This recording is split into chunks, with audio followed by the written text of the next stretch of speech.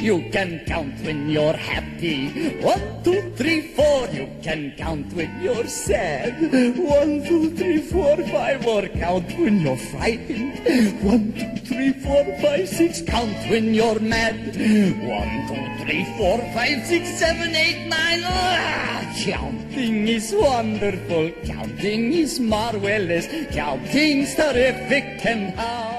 Lex Luthor doesn't have the best of luck. He's already been nearly killed in a car crash, framed for a bank robbery, double-crossed by his hot British girlfriend, dangled from a rickety bridge in a warehouse, blackmailed and summoned to a creepy meat locker, and had numerous guns waved in his face. And all the horrible things that are going to happen to him in the coming episodes and seasons make his life look as easy as, well, Nell's. And I know, she's not even in this episode, and it's a little self-indulgent of me, but I'm going to say it anyway. Nell's one of the most insufferable characters in this show, and she never gets kidnapped, tortured, turned upside down, held at gunpoint, in a car crash, nothing. How's that for zero consequences? The episode opens with Lex in a straitjacket, and that's not the last time he's going to find himself wearing one of those, by the way. Some creepy guy says Lex killed him. Ooh, a mystery. I wonder what happened. Let me guess. There was some kryptonite at the nightclub where he was shot, and it brought him back to life, and now he's like Resurrection Man or something. Right? No? Am I warm? Not even close? What? So what's his power then? He's not even a Kryptofreak? So he faked his death, right? It's not even the same guy? What? So we're given a flashback from 3 years earlier, in which Lex takes a female friend, Amanda, who's about to get married to Club Zero. This is, by the way, the infamous Club Zero that has been alluded to on 3 separate occasions prior to this episode. So without letting her in on what he's planning, he sets it up so she'll catch him in the act. Jude freaks out on Lex and stabs him. Then Jude gets shot, and in this particular flashback, it's Lex's bodyguard, Max Kasich, who pulls the trigger. And I gotta say, that Jude's a moron. You're gonna cheat on your fiancé at a place where the matchbook says 0 consequences? Aren't you kind of asking for trouble? That's like taking another girl to a place called A Fun Place to Cheat. We'll find that Lex tells different versions of the story depending on who he's talking to. The second one we get, the one he tells to Detective Sam Phelan, yep, the dirty cop who exploited Clark and whose famous last words were, "Go to hell, Luthor," shows Lex himself as the shooter. Phelan covers it up and he's paid off by Lionel, who we're told could never bear to see his son in jail. And at the end, with a gun to his head, Lex finally gives the closest version to the truth we're gonna get. That Amanda herself pulled the trigger, Lex took the fall for it with the police, and Sam Phelan took Lionel's money and covered it up. A guy claiming to be Jude Royce shows up at the Talon toward the beginning and tells Lana that Lex is bad news. This is, by the way, part 3 of the epic Talon saga. You think it's exciting now? Just wait until we get to the dark Talon saga. Jude starts stalking Lex and makes life really difficult for him. He plants a CD in Lex's car with audio of the screams from that night at Club Zero that plays through Lex's always super loud stereo system. He has Kasich killed and sends the hand as a gift to the Talon, which also won't be the last severed hand we see connected to a Luthor, by the way. Jude himself shows up and pulls a gun on Lex while he's working out, then vanishes into thin air via the power invested in the villain by the script. And he frames Luthor Corp for dumping chemicals on the Kent farm to kill all their cattle. And then we go back to the teaser, with Lex upside down at the recently and conveniently closed down Club Zero. He's about to shoot Lex when he gets shot by the real villain of the story, Amanda's crazy brother, who wants revenge on Lex for breaking her and Jude up, which ultimately led to her suicide. So who was fake Jude? Some guy who looks and sounds just like him that this guy found working as a cook in a restaurant. Yep, that's the big reveal. So he doesn't like Lex's story, pushes Lex over the railing. Clark finds Club Zero just in time and saves him with a couch, pretending like he has no idea what happened. There's also a subplot about Clark's mysterious adoption, which Chloe promises to stop snooping into after Clark gets angry with her about it, but at the very end, she decides to save the information she found on the adoption agency. While we watch, listening to some Kid Rock, she puts her cursor back and forth over save and delete about a gazillion times. Then credits. Another good theme parallel between subplots. This week it's about the past coming back to haunt us.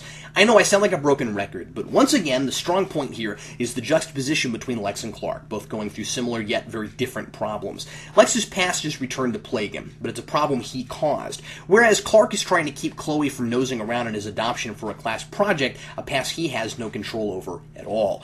The story about Lex is the main event, but the unfinished story about Clark's adoption is almost more engaging. That's a realistic issue that hasn't been brought up in Superman mythos much before. In our modern world, you can't just pick up a kid in a field and raise him as your own. It's got to be legal. He's got to have a birth certificate. And it's an extremely long and complicated process to adopt a child whom you know where he came from, much less an alien from another planet. So naturally, the Kents would have to lie, beginning a long history of unavoidable lies. I like how we're getting this story gradually, piece by piece, and as usual, John Snyder's performance is top-notch. He, as an actor, probably doesn't know the whole story yet himself, but his intuition is right on. He plays these scenes like he had to do something he's not proud of, and it won't be until the second season before we learn just what that is. And besides just the common thread of characters trying to escape their past, I really love the idea that the episode that finally reveals Lex's past with Club Zero, set up in 3 other episodes before this, sets up another thread for Clark to be explored later. There's a great sense of continuity in the flashbacks. We see Sam Phelan, who we're told in Rogue helped Lex get out of a jam at Club Zero, and Phelan tells Lex to see a man about repairing his shoulder and not to go to any hospital rooms, the same guy Lex used to help Kyle Tippett in Hug. I also love the look of the nightclub. The atmosphere seems just like a place a young Lex would be attracted to, and the techno song God as a DJ works out to be appropriately creepy in places. By the way, I suppose Lex is just rich and powerful enough nobody's gonna card him. He orders apple martinis, but if my math has worked out right, considering he was 10 in 1989, he can't be any older than 19 in these flashbacks. And the situation in the flashbacks is well crafted. Lex's decision to make Amanda see what Jude's doing behind her back is a very Lex thing to do. He tries to use manipulation and underhandedness to help people, just as we've already seen him do with Clark in previous episodes. Labeling things at the club zero consequences is really blatant and kind of silly, and an episode about consequences of someone's actions coming back to haunt them years later. But the one thing I do like about that is that it's a definition of how Lex lives. He uses his money and power to affect people, thinking that it puts him above the rest, and thinking that his power shields him from man-made consequences. I like that Lex's dark past isn't simply a stupid, childish thing he did that got him in trouble with the law, like hurting somebody when he was drunk or beating up some guy over a girl or something, but was actually Lex having good intentions but his overconfidence getting the better of him. That's a lesson he hasn't learned from this, even going through that experience, because there really were zero consequences for him. I suppose he lost his friend Amanda, whom Phelan told him he could have no contact with, but no consequences in the sense that because it was covered up, it was easy for Lex to pretend it never happened. So now he's having to face that his money and power can't save him from every consequence. After the Kent's cattle are killed, Clark tells Lex, who has been hiding everything from him about Club Zero so far, this isn't just about you anymore. Lex's past is hurting the very people he's trying to get close to now in his quest to become more than his father. Good stuff. What starts off as an intriguing mystery degenerates by the end into something that feels like it could have been written by a 6th grader. Is there some color of kryptonite that causes implausibility I didn't know about? So let's just take this piece by piece, and you tell me what the odds are of this all coming together. Jude Royce is killed at Club Zero, Lex is involved, and it's covered up. So far, so good.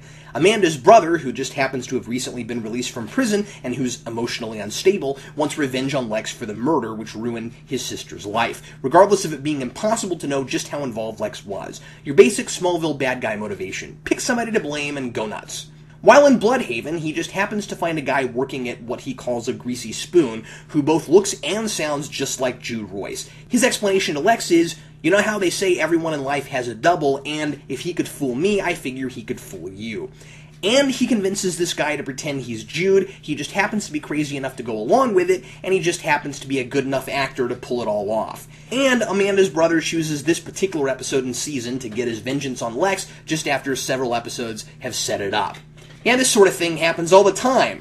In the Twilight Zone, Lex isn't riding around in the heart of gold and he doesn't have an improbability drive, so all of this seems extremely unlikely, convenient, and convoluted. Not to mention anticlimactic for a mystery story. Even if you can swallow all of these conveniences, the big reveal to this mystery is extremely ineffective and unsatisfying. The whole episode we're asking ourselves, ooh, how is this guy still alive? The reveal is a cop-out. It's not really him, and the person responsible is someone we never even knew existed, disguised as the Talon contractor at the beginning. I mean, is that supposed to be clever? What is this, Scooby-Doo? If you're not going to use a Kryptofreak or do anything supernatural at all, why go out of your way to write an episode that's so implausible it's laughable? Especially considering how important it is getting our first glance at Lex's sordid past. Wouldn't it make more sense, and even potentially be easier to plot, if Sam Phelan's death now that he's a known crooked cop, raised some eyebrows and the police started looking into his past. Perhaps someone figures out that Club Zero was covered up, and the case comes open again. Suddenly, Lex might be wanted for murder. That would be more plausible than a typical kidnapping and flimsy revenge story, and the stakes would be higher because, like with Rogue, it wouldn't be a conflict that Clark could necessarily fix in a quick display of superpowers. Something like that would also erase the problem of, why does this happen now as opposed to any other time? Fenla's death and Lex's involvement are mentioned here, which is good, so why not make that the catalyst? And questions to ask Jarrell when I get to heaven. Does Clark have the power to make people stupid by being around them? Here, more than any episode so far, there's repeated talk from Pete and Chloe about how normal and average Clark is. I don't know if we're supposed to think Clark's a genius for somehow keeping up that facade, which doesn't make any sense because he's already shown us in several instances how bad of a liar he is, or if he's just lucky that despite all his miraculous saves, he still has that reputation that makes Pete say, in a world of designer water, Clark Kent is straight from the tap. Really? How could he say that when a couple scenes later, he is the one who regales Chloe with a tale about Clark throwing a kid through a door, completely splintering it in the first grade? I don't know, it's not something you'd forget.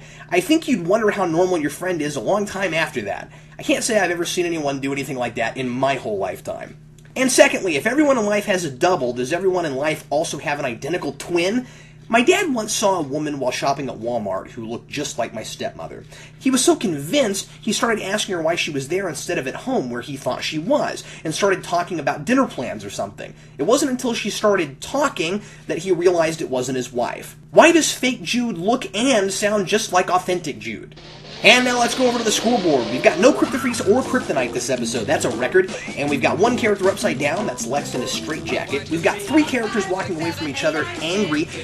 One is Amanda in the teaser walking away from her cheating fiancé. Then we've got Lana when Lex assures her that the severed hand won't affect the grand opening, and she says we're going to be infamous before we even open the doors. And finally, Clark, after Chloe reveals she's been digging into his adoption. We've got one character conveniently unconscious. That's Lex on the couch.